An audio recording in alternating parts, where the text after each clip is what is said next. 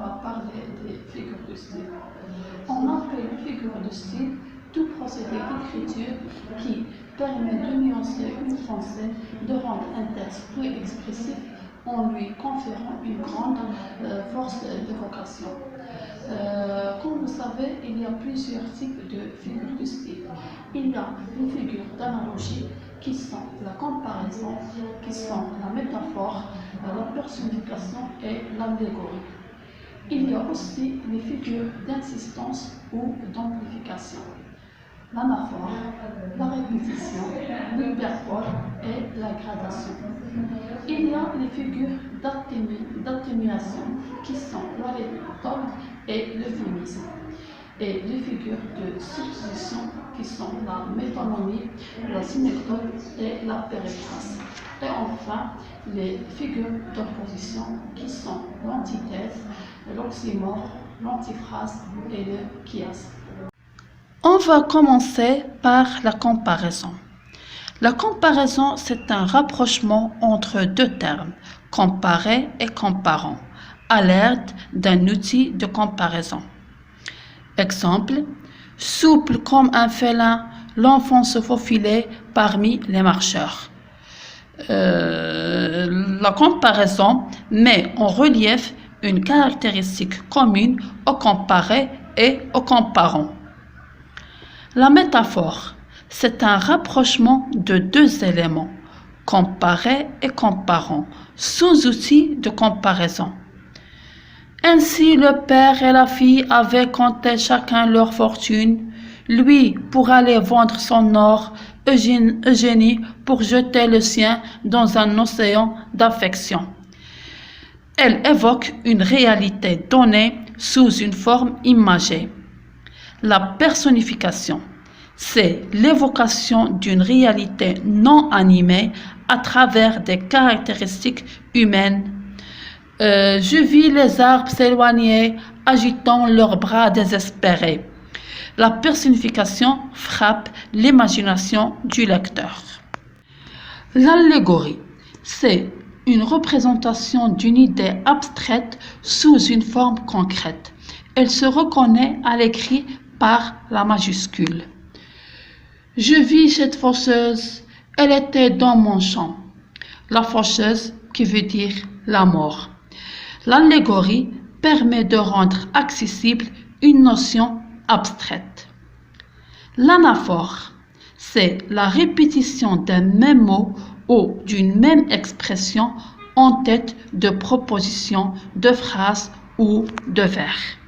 Ce bras qui songe qu'à toi, ce bras qui prend peur de son poids, ce bras suspendu sur ton âme. Elle rythme la phrase, elle martèle la même idée pour émouvoir ou persuader. La répétition, c'est une reprise d'un mot, d'un groupe de mots à l'intérieur d'une phrase, d'un paragraphe, d'une strophe. Elle avait de gros os, un gros nez, un gros front, de gros yeux. La répétition crée un effet d'insistance, de monotonie.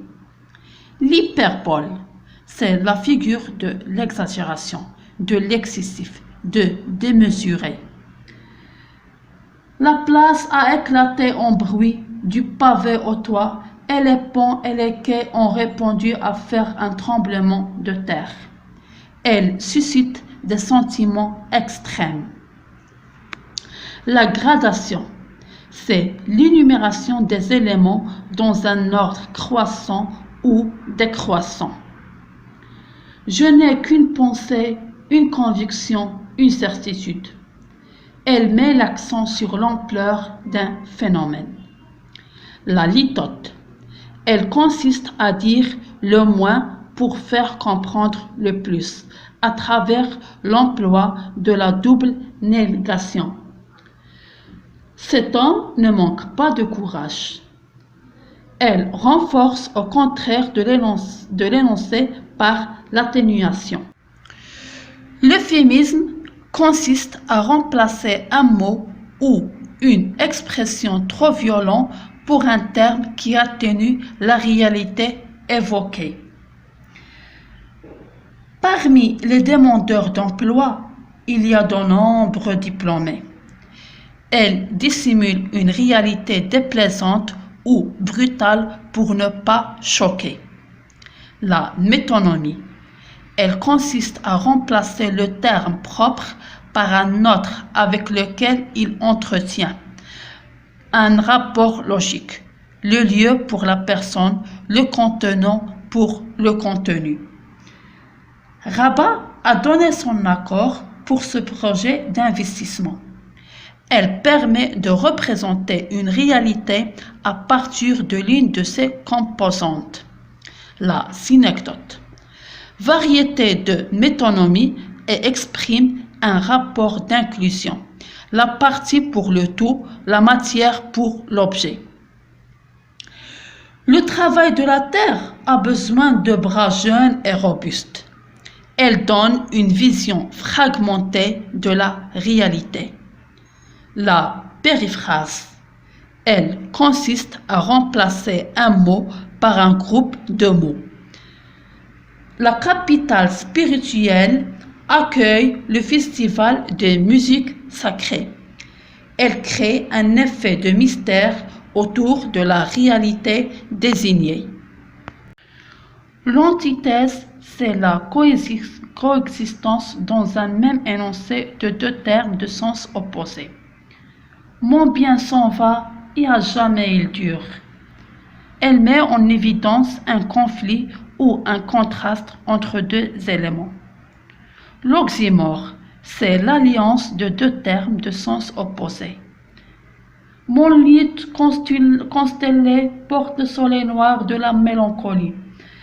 Crée une rupture de sens pour donner une image insolite d'une réalité donnée ou faire réfléchir. L'antiphrase, c'est exprimer le contraire de ce que l'on pense.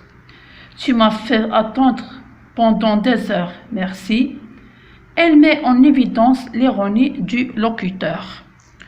Et enfin, le chiasme, c'est la figure complexe d'inversion et d'opposition. Elle associe deux à deux quatre termes de façon symétrique. Je les ai vus arriver le matin. Le soir, ils m'ont vu partir. Elle donne une vision synthétique en renforçant l'opposition. À la fin, j'espère que la vidéo vous a vraiment plu, vous a été utile.